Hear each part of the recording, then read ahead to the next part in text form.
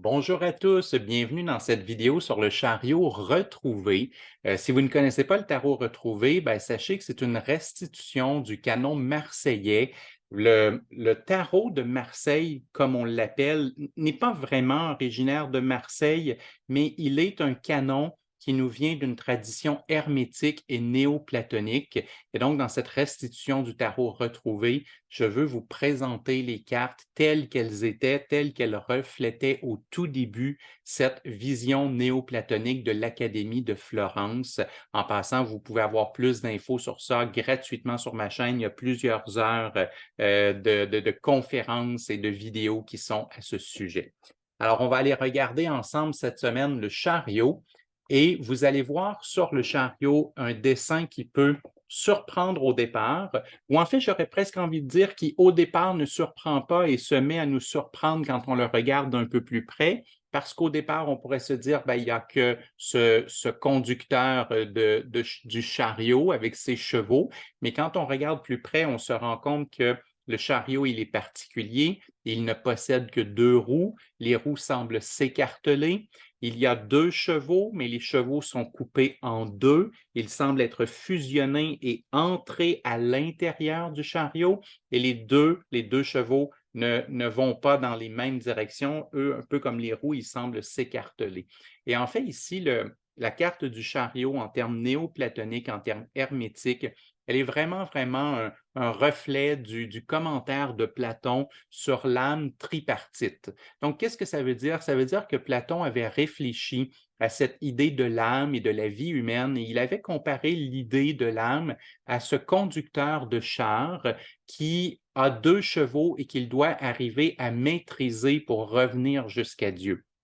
Et quand l'Académie de Florence a réouverte, donc quand l'Académie platonicienne a réouverte à Florence, eh bien, on a non seulement traduit le texte, mais on a ajouté des détails. On a dit que ce conducteur avait deux visages sur les épaules. On a dit qu'il avait deux chevaux fusionnés qui sont au fond la suite de ses jambes et qu'effectivement, il y a aussi deux roues écartelées. Pourquoi? Parce que ce que l'on voulait souligner à l'Académie de Florence, c'était cette idée que l'âme humaine ou l'être humain est composé dans quelque part trois corps.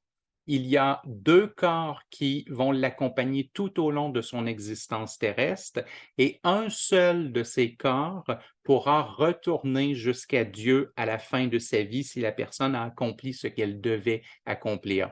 Donc aujourd'hui, dans le langage moderne, le corps qui retournerait à Dieu, on l'appellerait l'âme. Mais à l'époque, ce n'était pas tout à fait les termes que l'on utilisait. Sauf que ce qui est important ici, ce n'est pas les termes, c'est la compréhension. Il y a cette idée à l'Académie de Florence qu'un être humain a ces trois corps.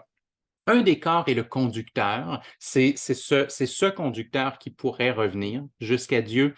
Et ces deux autres corps vont l'accompagner tout au long de sa vie, mais le problème, c'est qu'ils sont comparés à ces deux chevaux, ces deux visages ou ces deux roues écartelées. Pourquoi? Parce que un des corps veut aller vers le spirituel et l'autre des corps veut aller vers le matériel. Alors, à chaque fois qu'on avance dans la vie, eh bien, on est toujours écartelé entre une partie de notre corps qui veut aller vers le matériel, le désir, les passions, la richesse, la satisfaction des sens, et une autre partie de notre corps veut aller vers le spirituel, le religieux, le retour à Dieu, à la conscience, à l'harmonie avec l'univers, à l'élévation spirituelle. Et nécessairement, ces deux chevaux tirent dans deux directions opposées. Ces deux roues tirent dans direction opposée et les deux visages sur les épaules aussi, en quelque part, tirent dans des directions opposées. Et donc, l'image du chariot, c'est ce conducteur qui essaie de maîtriser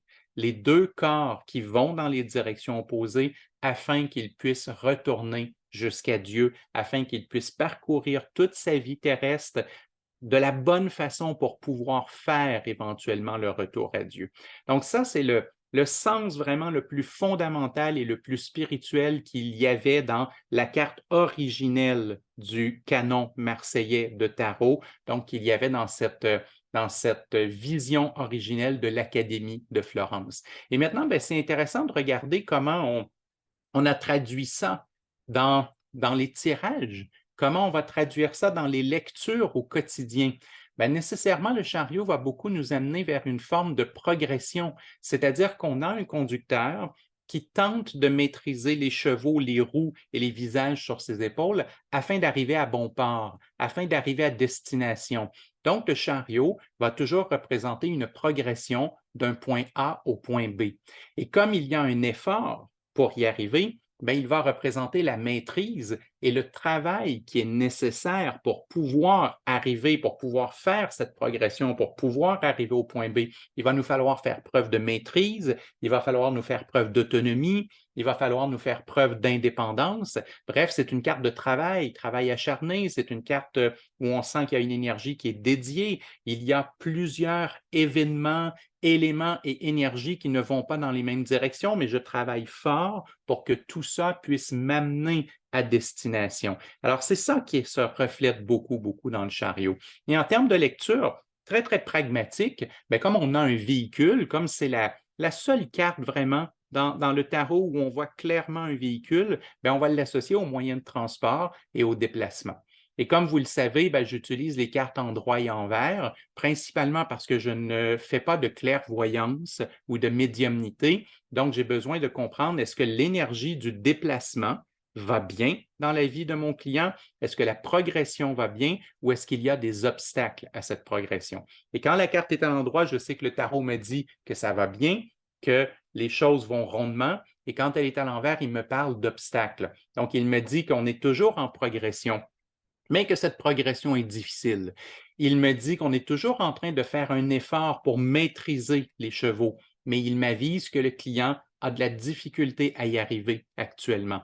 Il me parle des obstacles et des accidents que rencontre cette personne sur le chemin de l'autonomie, cette autonomie qui est devenue problématique, cette indépendance qui est devenue problématique. Alors pour moi, lire les cartes à l'envers, ce n'est pas une question de faire quelque chose de négatif, c'est au contraire l'ultime positivité, puisque mon but, c'est de la remettre à l'endroit. Si j'ai le chariot à l'envers, je sais que la progression de mon client est difficile, je sais qu'il a de la difficulté à maîtriser les événements et à se maîtriser lui-même, je sais que son autonomie et son indépendance fait défaut actuellement et je sais qu'il rencontre des obstacles et des accidents. Donc, on va réfléchir ensemble à savoir comment est-ce qu'on peut contourner ces obstacles, comment est-ce qu'on peut réparer l'accident ou l'empêcher de se produire? Et surtout, comment est-ce qu'on peut retrouver la maîtrise de soi, sa propre autonomie, sa propre indépendance qui va nous permettre d'aller de l'avant vers une progression? Et à ce moment-là, la carte, elle est revenue à l'endroit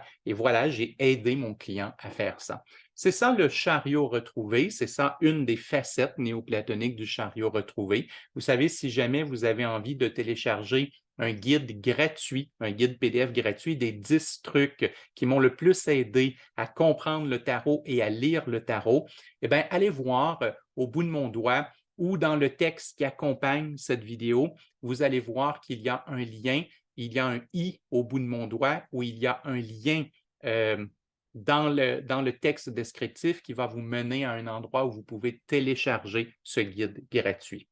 Et moi, bien, dans quelques semaines, je vais vous parler de la justice, donc cette justice en mode néoplatonique et hermétique, cette justice retrouvée, et je vais vous dévoiler que la justice, la vertu de la justice avait été associée il y a déjà plus de 2000 ans par des gens comme Pythagore et Platon, et elle avait été associée au nombre 8.